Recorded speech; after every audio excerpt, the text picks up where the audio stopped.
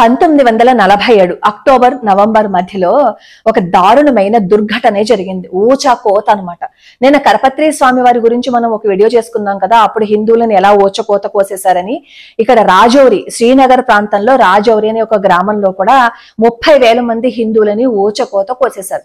అప్పుడు పాకిస్తాన్ భారతదేశము విభజన జరిగింది కదా, జరిగినప్పుడు ఏమైందంటే గిల్ట్ బాల్టిస్తాన్ కి చెందిన కొండ జాతి ప్రజలు అక్కడ ఈ రాజౌరి గ్రామంలో ఉన్న హిందువుల మీద పడ్డారు. ఈ పడ్డారు అనే కంటే కూడా పాకిస్తాన్ ఉసిగొలిపిందనమాట.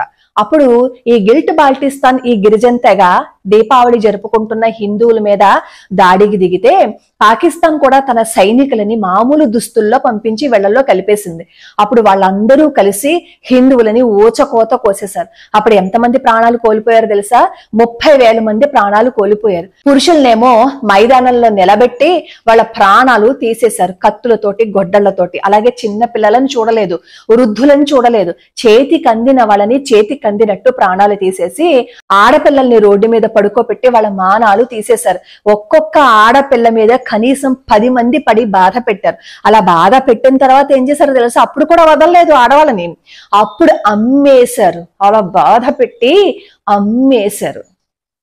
హిందువులు మైనారిటీలుగా మారిపోతే జరిగేది ఇదే, గుర్తు పెట్టుకోండి.